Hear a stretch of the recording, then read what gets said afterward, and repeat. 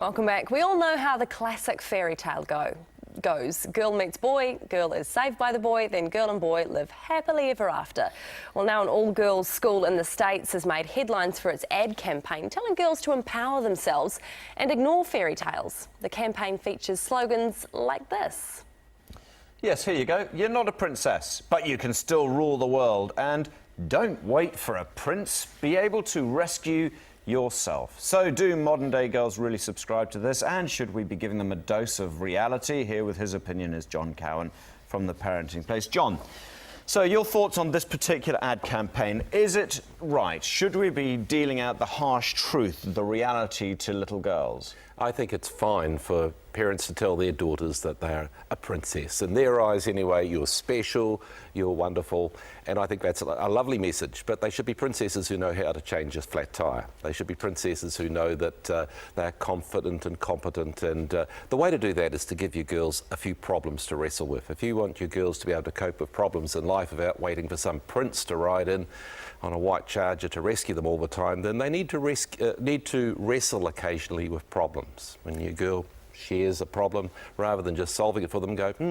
yes, that's tricky. What are you going to do about that? With a slightly concerned, constipated look on your face.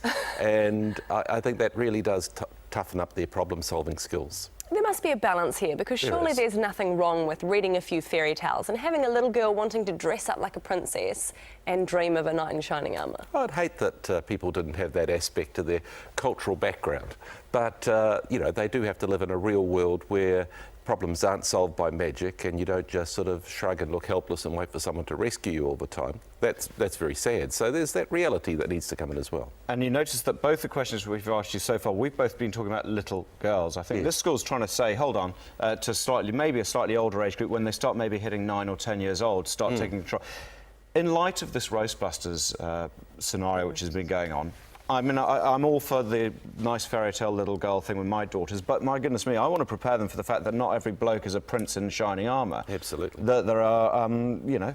Rat bags out there. Yeah, there are rat bags. You've got to watch yourself. I think girls need to know assertiveness, they need to have confidence, they need to realise that their value is far more than just as something to be admired, you know, for their looks.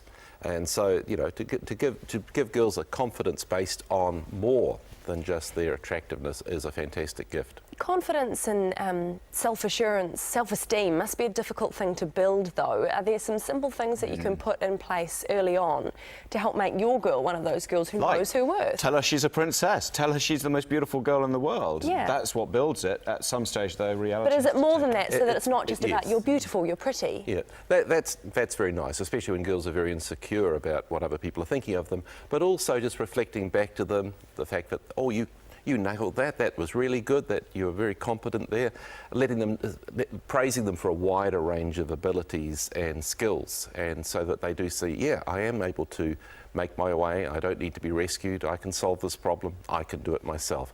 And feeding that back to them all the time is a wonderful gift to give to your girls.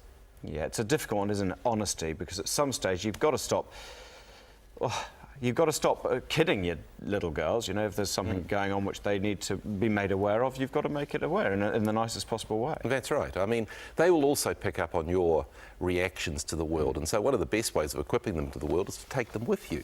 I mean, when your boys or girls accompany you to work, when they meet your friends, when they interact with a wider world, and I think this is something that perhaps mums and dads can do more. Perhaps there's something in the testosterone-laced nature of a man that does it more naturally, to introduce kids to the wider world, and they gauge from your reactions and your cautions and your protections, you know, just the way that the real world actually operates. And perhaps we could just show them some pap shots of the Duchess of Cambridge and say, actually, it's not all it's cracked up to be being a princess.